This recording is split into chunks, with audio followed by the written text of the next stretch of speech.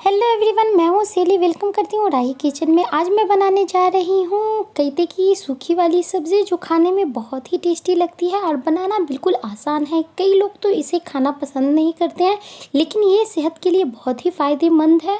इन सब्जियों को कई जगह अलग अलग नाम से जाने जाते हैं, जैसे कई जगह चिचिंदा के नाम से इसे जाने जाते हैं और इसे इंग्लिश में स्नेक गार्ड भी बोलते हैं, और मेरी तरफ इसे कईताही के नाम से जाने जाते हैं। इन सब्जियों को बहुत सारे लोग खाना पसंद नहीं करते हैं, लेकिन ये जो है इन सब्जी के हर आइटम बहुत ही मस्त, बहुत ही टेस्टी बनते हैं। तो एक बार इस तरीके से आप भी ज़रूर ट्राई करके देखें। अगर आप नहीं भी खाते हो तो बनाना शुरू कर देंगे और हर कोई बड़े ही शौक से खाना शुरू कर देंगे। तो मैंने यहाँ पे 500 ग्राम कईता ले ली हूँ और इसके बारीक वाले छिलके को इस तरीके से चाकू की मदद से हल्के हल्के ऊपर वाले बारीक छिलके को हटा देंगे। तो मैंने यहाँ पे सारे छिलके को हटा करके इसे अच्छी तरह से मैं वॉश कर ली हूँ। तो फिर बिना देर किए हुए चले फिर बनाना शुरू करते हैं। लेकिन उससे पहले मैं ये भी बता दूँ, अगर मेरी रेसिपी पसंद आए तो प्लीज़ लाइक करें, कमेंट करें और चैनल को सब्सक्राइब करना ना भूलें। एक एक करके कईता लेंगे और ऊपर और नीचे वाले पोर्शन को काट करके हटा देंगे और इस तरीके से गोल गोल शेप में मैं काट रही हूँ।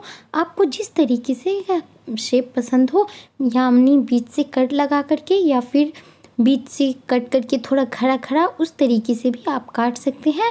आपको जिस तरीके का शेप देना पसंद हो उस तरीके का दे दें। मैं यहाँ पे गोल गोल ही शेप में काट रही हूँ।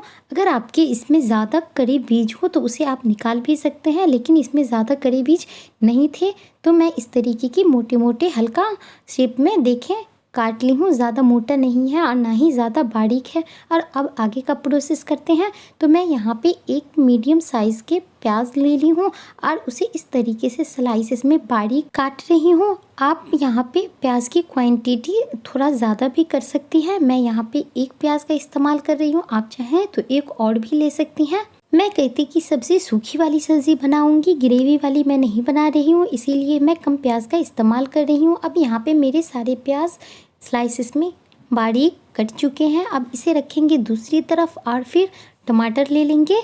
तो मैं यहाँ पे एक टमाटर का इस्तेमाल कर रही हूँ और इस तरीके से टमाटर को भी मैं थोड़ा छोटे छोटे टुकड़ों में काट लूँगी। तो अब मैं यहाँ पे सारे टमाटर के छोटे टुकड़ों में मैं काट ली हूँ। अब इन सब चीज़ों को रखूँगी दूसरी तरफ और बिना देर किए हुए चलते हैं आगे के प्रोसेस में। तो मैं यहाँ पे गैस का फ्लेम ऑन कर दी हूँ और कढ़ाई डाल दी हूँ। जैसे ही कढ़ाई गर्म हो जाए उसमें ऑयल डाल दें।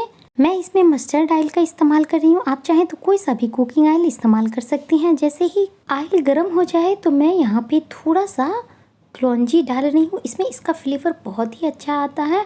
और जैसे ही ये थोड़ा चटक जाए तो मैं यहाँ पे 1/4 टीस्पून से 1 टेबल स्पून ज़ीरा डाल दी हूँ और 1/4 टीस्पून से 1 टेबल स्पून राई, ये काली वाली सरसों के नाम से भी जाने जाते हैं, उसे डाल देंगे। और थोड़ा सा 1 पिंच के करीब अजवाइन ले लेंगे, आप चाहे तो लें वरना इसे स्किप भी कर सकते हैं, इसमें इसका फ्लेवर बहुत अच्छा आता है। इन सारी चीज़ों को डाल करके अच्छी तरीके से चटकने देंगे और जैसे ही ये सब चीज़ें सौटे हो जाए तो वैसे ही मैं 3 हरी मिर्ची को बीच से कट लगा करके वो डाल दी हूँ।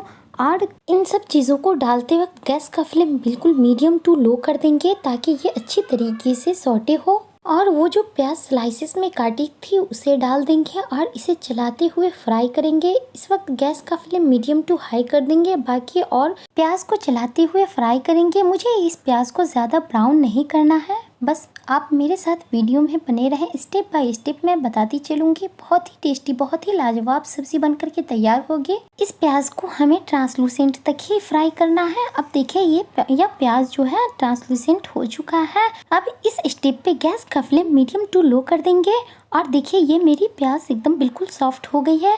तो अब मैं इसमें 1 टेबल स्पून लहसुन अदरक का पेस्ट वो डाल दूँगी और वो छोटे टुकड़ों में कटे हुए टमाटर वो डाल देंगे। टमाटर डालने के बाद मैं इस पे नमक डाल दी हूँ ताकि ये जल्दी से टमाटर सॉफ्ट हो जाए। इसमें मैं ज़्यादा नमक का भी इस्तेमाल नहीं की हूँ, थोड़ा ही नमक डाली हूँ। टेस्ट करने के बाद मैं फिर और नमक डाल दूँगी। तो इसे चलाते हुए फ्राई करेंगे 1-2 मिनट तक, जब तक कि टमाटर ये सॉफ्ट ना हो जाए। और इसमें मैं अभी कोई भी ड्राई मसाला नहीं इस्तेमाल की हूँ, आप चाहें तो इस स्टेप पे डाल सकते हैं, लेकिन मैं इस स्टेप पे नहीं डाल रही हूँ, मैं आगे आपको बताती चलूँगी। और जैसे ही अब टमाटर सॉफ्ट हो जाए तो ये कटे हुए ये ये कईते इसे डाल करके चलाते हुए पूरे मसालों में अच्छी तरीके से, मतलब मसाले नहीं, प्याज टमाटर में चलाते हुए इसे मिक्स करें। हरी सब्जी जब कच्ची रहती है तो बहुत ज़्यादा लगता है, लेकिन जब वो कुक हो जाती है तो बहुत थोड़ा कम हो जाता है। तो इसीलिए अब देखिए ये कच्चा था तो एकदम बहुत ज़्यादा लग रहा था, और जैसे ही इसमें स्टीम लगा है तो अब ये थोड़ा होने लगा है। अपनी जगह भी कढ़ाई में बना ली है। स्टीम लगने के बाद ये थोड़ा कम हो गया है। तो देखिए ये पूरी तरह से अब कढ़ाई में जगह बना ली है, और पूरे प्याज और टमाटर वो जो थे अच्छी तरीके से मिक्स भी हो गए हैं। तो इस वक्त मैं गैस का फ्लेम मीडियम टू हाई कर दी हूँ, क्योंकि इसमें से पानी रिलीज़ होता है। तो इसीलिए मैं इसमें अब कुछ ड्राई मसाले वो डालूँगी। तो ड्राई मसाले में मैं 1 टेबल स्पून धनिया पाउडर वो डालती हूँ, और हाफ़ टेबल स्पून लाल मिर्ची पाउडर डाल दी हूँ, ये तीखी वाली लाल मिर्ची, और हाफ़ टेबल स्पून काली मिर्च पाउडर डाल दी हूँ। मैं क्योंकि हरी मिर्ची का भी इस्तेमाल की थी, इसीलिए लाल मिर्ची मैं कम इस्तेमाल की हूँ, और हाफ़ टेबल स्पून ज़ीरा पाउडर डाली हूँ। आप चाहें तो इसमें गरम मसाला इस्तेमाल कर सकते हैं, लेकिन मैं इसमें गरम मसालों का इस्तेमाल नहीं की हूँ।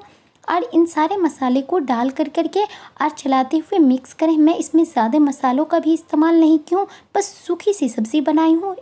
इस तरीके से सब्ज़ी बनाएंगे बहुत ही टेस्टी, बहुत ही मज़े का लगेगा खाने में। और मसालों को मिक्स करके इसे 4-5 मिनट के लिए ढक करके इसे एकदम मीडियम फ्लेम पे कुक होने दें। देखिए इस सब्ज़ी को कुक करते हुए 7-8 मिनट हो चुके हैं मीडियम फ्लेम पे, और मीडियम फ्लेम पे ही इसे कुक करना है ताकि ये अच्छी तरीके से गल जाए। तो अब मैं कवर हटा करके चेक की हूँ, तो देखिए ये इस तरीके के फॉर्म में मुझे मिला है।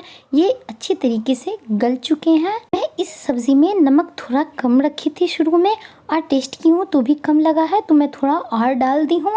अगर ये सब्ज़ी ज़्यादा गली आपको ना लगे तो फिर इसे वापस से कवर ढक करके 2-3 मिनट तक फिर से कुक करें। इस सब्ज़ी में मैं पानी का इस्तेमाल बिल्कुल नहीं की हूँ।